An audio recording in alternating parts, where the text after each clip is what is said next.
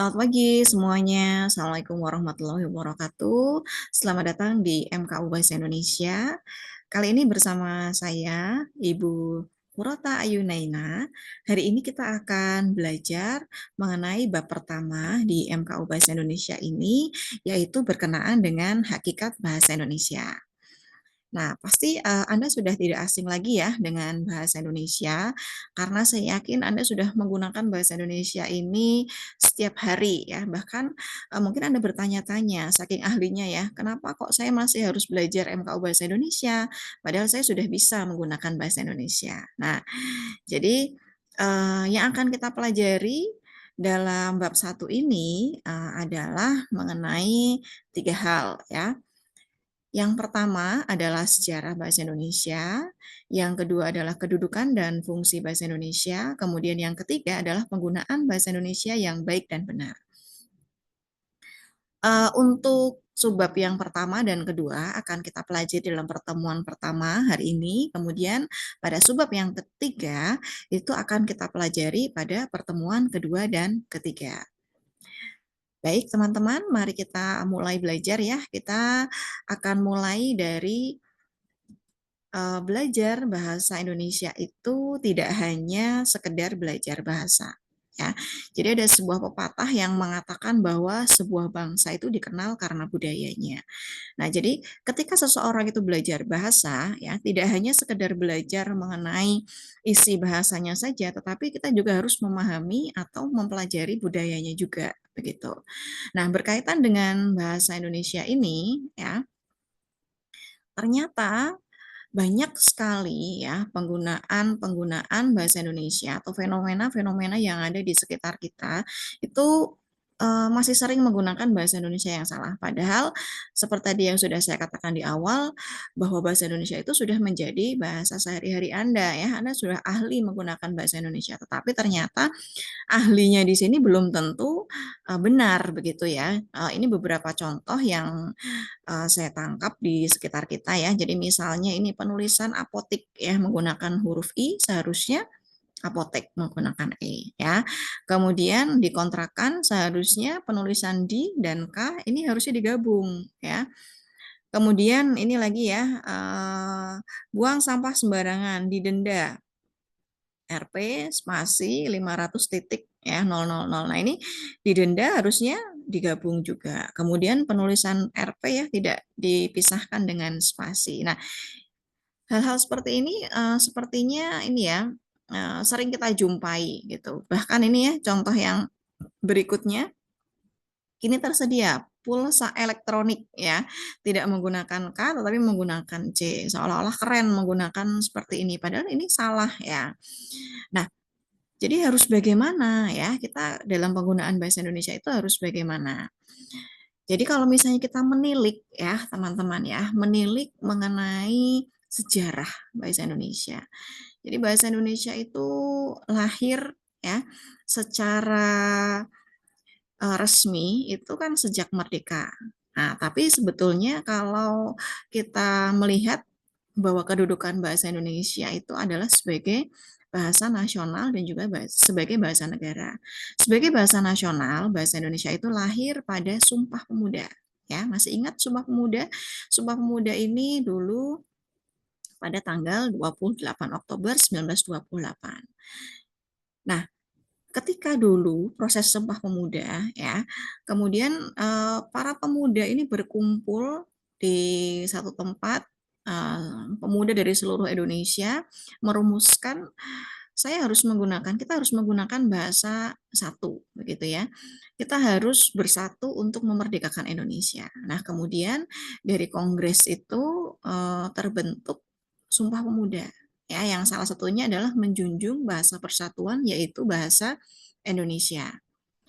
Nah, dari sini kita bisa menyimpulkan bahwa bahasa Indonesia itu lahir melalui perjuangan yang sangat panjang ya, teman-teman. Dari seluruh pemuda di Indonesia ya, dari Sabang sampai Merauke berkumpul kemudian menyatakan satu pendapat bahwa kita harus atau kita memerlukan sebuah bahasa untuk pemersatu. Nah, yaitu namanya adalah bahasa Indonesia. Namun Kalau kita melihat ya perkembangan bahasa saat ini, tadi seperti yang sudah Bu Nena contohkan di depan juga, ternyata, pemakaian atau penggunaan bahasa Indonesia ini terjadi sebuah penurunan begitu ya. Jadi, banyak sekali perusakan bahasa yang terjadi di sekitar kita. Tidak usah jauh-jauh ya, mungkin ketika Anda menggunakan bahasa pun ya, baik itu tulis maupun lisan, juga Anda seringkali mencampur adukan antara bahasa Indonesia dengan bahasa daerah atau bahasa Indonesia dengan bahasa asing, seperti itu. Nah, oleh karena itu, ketika kita melihat berbagai fenomena ini, ya, dibutuhkan sebuah pembinaan terhadap bahasa Indonesia. Dengan cara seperti apa? Ya, yaitu dengan meningkatkan kesadaran berbahasa. Jadi ini terutama untuk Anda ya, pada para generasi muda di dalam menggunakan bahasa Indonesia, Anda harus lebih memperhatikan bagaimana penggunaan bahasa Indonesia yang baik dan benar, begitu. Nah, lalu bagaimana ya cara meningkatkan kesadaran berbahasa? Yang pertama itu adalah kita harus memahami sejarah perjuangan lahirnya bahasa Indonesia. Dengan memahami sejarah perjuangan lahirnya bahasa Indonesia itu, kita akan lebih menghargai bahwa di balik penamaan ya, di balik kita menggunakan bahasa Indonesia itu terdapat sebuah proses yang panjang, sebuah perjuangan dari pendahulu-pendahulu kita dan kita harus menghargai hal itu, gitu. Kemudian yang kedua, kita bisa dengan memahami kedudukan dan fungsi bahasa Indonesia. Dan yang ketiga adalah dengan menggunakan bahasa Indonesia yang baik dan juga benar. Baik disesuaikan dengan konteksnya, ya, benar disesuaikan dengan ketentuan atau aturannya. Nah, jadi sejarah bahasa Indonesia, ya, bahasa Indonesia ini adalah bahasa resmi negara. Ya, ini kalau kita lihat dari undang-undang, maka ini sudah ditetapkan dalam UUD 1945 pasal 36.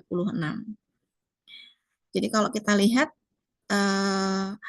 di sini itu menyebutkan bahwa bahasa Indonesia itu selain sebagai bahasa resmi negara, itu juga disebut sebagai bahasa persatuan.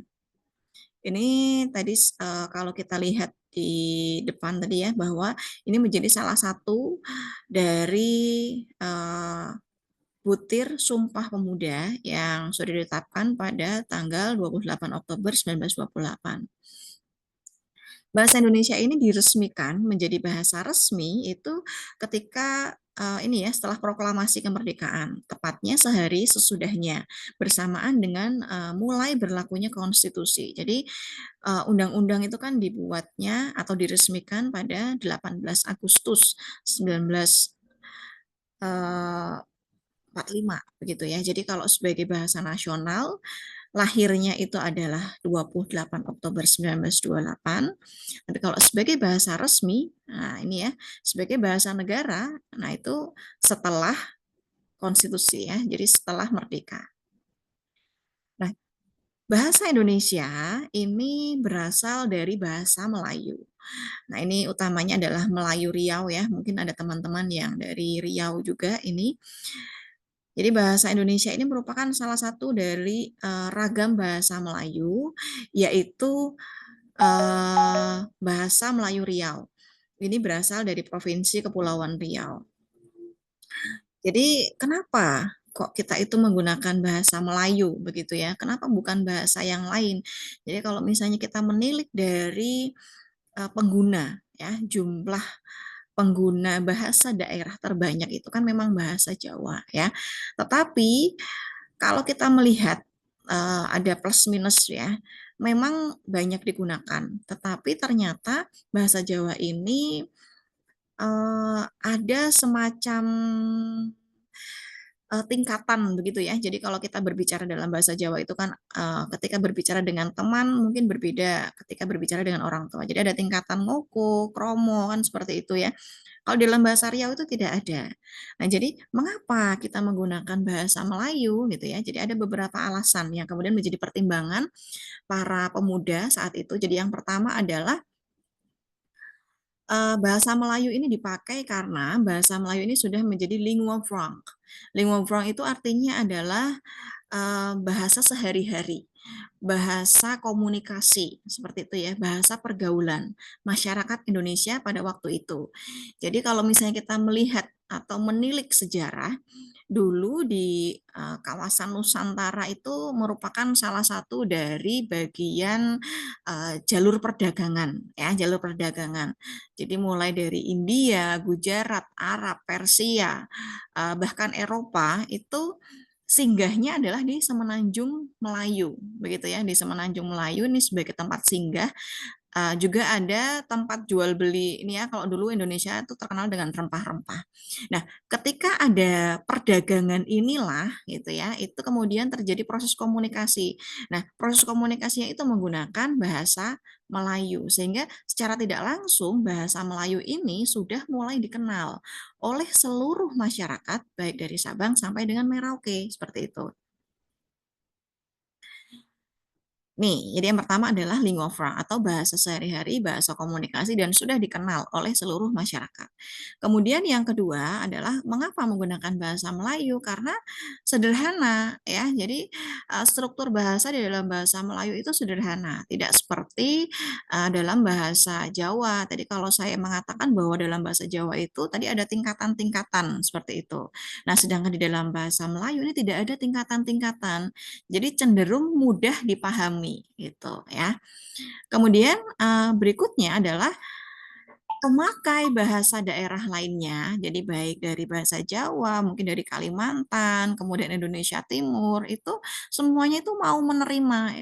Ini alasan yang paling penting ya, teman-teman ya. Jadi karena keberterimaan ya, keikhlasan, oh ya kita menggunakan bahasa Melayu saja, semuanya mau menerima, ini kemudian diketok ya, diketok palu bahwa oh iya kita menggunakan bahasa Melayu, tetapi kemudian namanya berubah bukan sebagai bahasa Melayu lagi. Ya, kalau bahasa Melayu itu kan kedudukannya sebagai bahasa daerah. Nah, agar tidak memiliki sifat kedaerahan, ya, jadi kemudian setelah disepakati menggunakan bahasa Melayu, namanya berubah menjadi bahasa Indonesia. Jadi kesan kedaerahannya itu hilang, begitu. Kemudian alasan berikutnya adalah mengapa menggunakan bahasa Melayu? Karena bahasa Melayu ini mudah beradaptasi.